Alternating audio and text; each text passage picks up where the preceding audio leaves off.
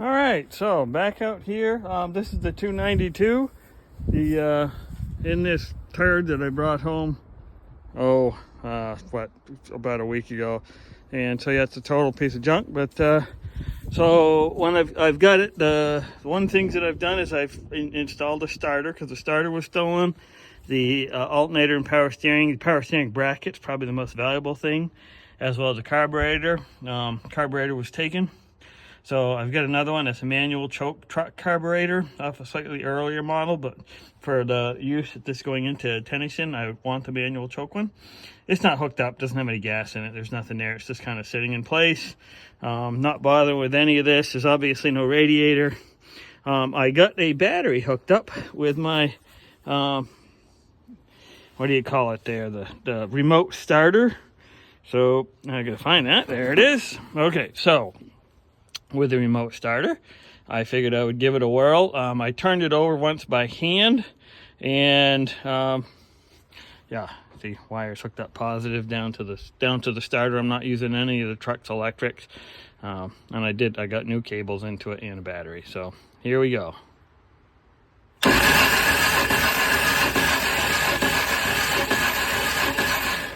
All right, so she got a pretty good lope to it. That means that almost certainly we have some dead cylinders, most likely valves not closing fully, but we'll see. I have a compression tester here, and we will give a compression test on the various cylinders and see how she comes out. But turns over anyways, and at least a couple cylinders have some sort of pressure. Just for reference, this is a pretty typical spark plug condition, which is kind of running a little bit, burning some oil, or running a bit rich. Not terrible. Some of the other ones have a little bit more buildup on them, but it was definitely running rich and probably consuming some oil. So this, I don't know what the mileage is on this, but it's probably due for a freshen, but we'll see where it takes us. Well, there's number one cylinder. That's not good. We normally want to see like 100 pounds. Again, we don't know what's going on with valve action or anything, but number one cylinder currently, again, this engine hasn't run in, I think it's it was parked in 2000, so 24 years. So 24 years this engine hasn't run, so if we have some valves that aren't necessarily sealing, but right now, again, as pulled out of the woods, number one's not looking very good. Number two, similar, right around, 40 pounds? 35, 40 pounds, so 1 and 2 are looking pretty gross. All right, so let's see how number 3 is. I'm gonna try to do it on camera so you can see how it pump up.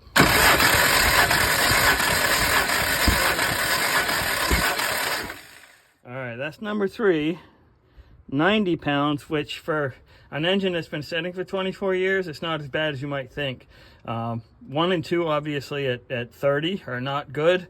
That's almost enough. That's probably enough compression to at least fire. And once something starts firing, the rings will loosen up and things like that. Things will start slapping together a little bit better.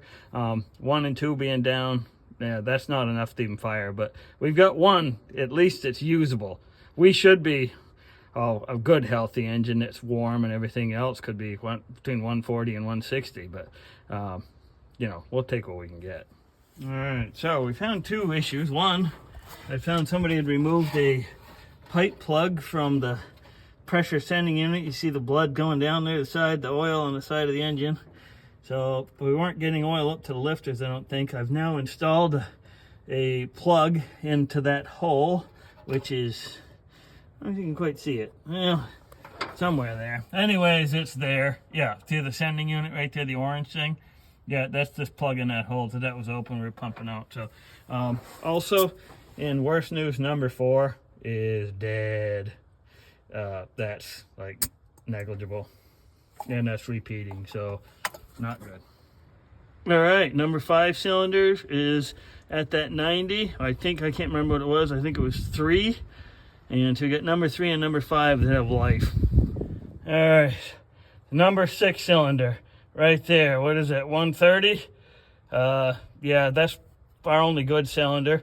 The other, I think it was number 3 and 5 were half-assed. Number 6 is actually healthy. 1 cylinder.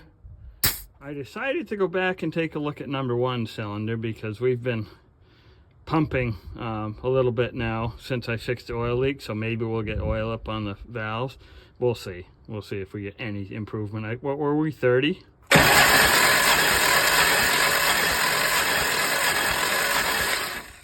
I wouldn't call that much of an improvement, but it is 10 pounds higher, so you know, maybe the more it pumps you get a little bit. I'm thinking that if you could get this thing to fire up and run a little bit, these really low ones might come around some. That which one was super low? Was it 4? I think 4 was the deadest one. I'm not optimistic about 4, but you know, these others. All right, we're gonna try it. I actually hooked the hot wire up to the ignition. That's what that red wire on the left side of the thing is. This is with really no carburetor hooks up, holes everywhere. So we're just going to see what happens.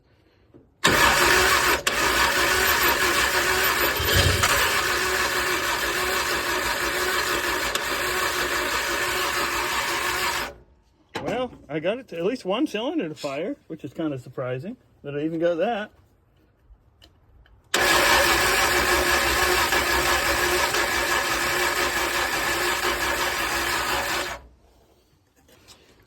I can't believe it.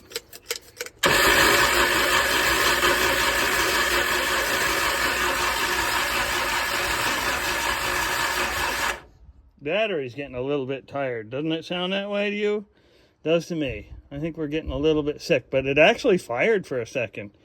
I haven't even opened the distributor cap. That's ancient. I did put plug wires in it. I've got one cylinder maybe that's worth firing, and I've squirted probably way too much fuel into it. I've got vacuum leaks galore. Nothing's hitched up, but it did fire. So one of the cylinders at least made a fart. So, hey, you know, that's how it goes. Interesting.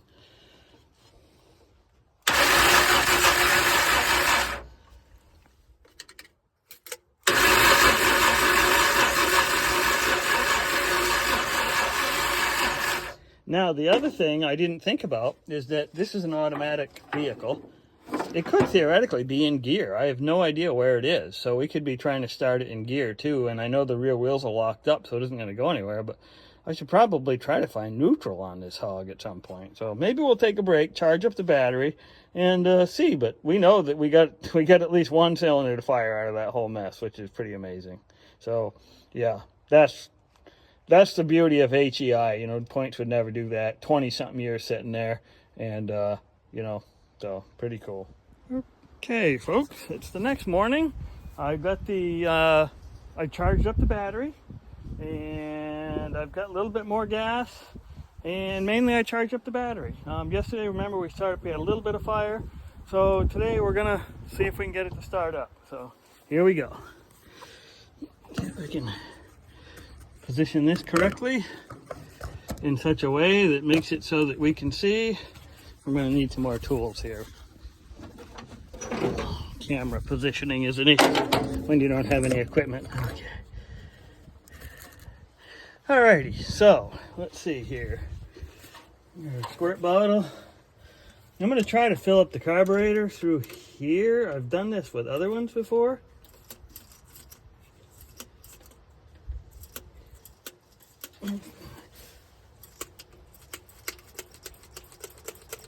Basically filling up the carburetor bowl, giving it a quick squirt.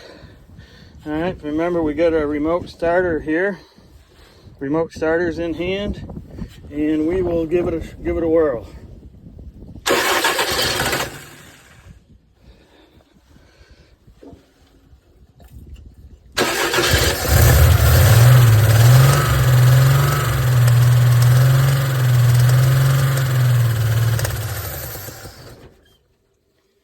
Hey, look at that. Ram. I'll be jiggered. We'll see. I'll do a compression test in this after a little bit. I want to try to do that. I just filled up the bowl. I think that if there's a fuel pump maybe connected to something here, if I connect up so I can get a steady fuel supply, you can see there's no radiator, no cooling, or nothing like that can go on. So I can't run it for very long, but I can run it for 2 or 3 minutes maybe. And but it obviously comes to life and will run. So that's great news. All right, here we go. We're going to try it out.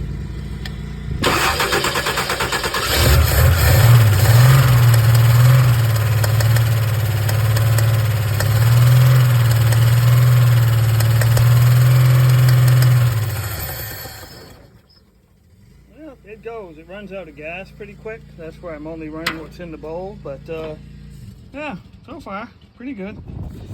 All right, so we have run the engine for a few minutes, probably less than a minute total.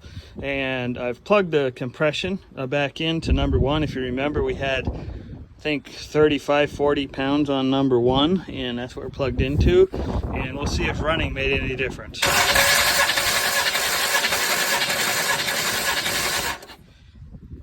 I'm thinking running made a difference because we're at now 160. That's a pretty healthy number. So number one, if you remember, went from 35 to 60 after running. So that's a pretty good improvement. I suspect the other one would be similar, except number four. Number four, it was still popping. I could hear the bad miss. So I think there's probably the burnt valve or something seriously wrong with number four. Pulling the valve cover will probably tell me it could be bad lobe on the cam. There's a lot of different things. Bent push rod, stuck valve, I don't know, but it was still popping. But overall, you can see just running, even for a moment, makes a heck of a difference. And there's number two cylinder. A little bit shy of 150, but from 45 to 145 or whatever it is, 100-pound swing, that's a pretty good number. So we'll check the others, see where we're at. Number three at 170. So I can't remember what the number is, the difference. They say you want it to be within a certain amount of pressure within each other. Look, this engine now, after 24 years of sitting, has now run for 40 seconds in two 20-second runs or 15-second runs, whatever it is. So I think that so far 1, 2, and 3 cylinders, hovering between 150 and 170 when they were at 35 and 40, so that's a pretty good number. The next one will be number 4. Let's see what happens with number 4. I'm not optimistic. I think that number 4 still has a problem. We'll check that next. All right, let's see. Number 4 now was, I think, 0 to 5 before. Any improvement? Well, I'll be dipped. That was at 0. And I was still getting some pop back.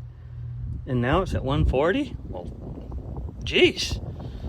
That's not bad at all. I'd call that pretty good. I really didn't think that was going to do anything. Well, let's check out number 5. If you remember, number 5 wasn't that unhealthy before. Relatively, I think it was at 90 or something. So, heck, that's very good numbers. Number 5's at 160. And it seems like before, the only one that was healthy before is number 6. We'll check out, see what we had. I think we were, 120 before 130? I can't even remember. So far, though, I'm actually really happy with how this is going. All right, here's number 6.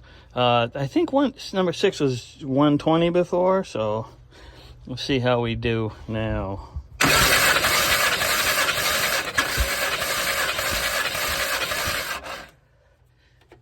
Can you read that? Looks like 165, 170, something like that. So far, we have a low of 140 on number 4. It went from 0 to 140, so maybe just sticking valves. Let's head and run. So right now, that's it's a good used engine. Obviously, it's well worn.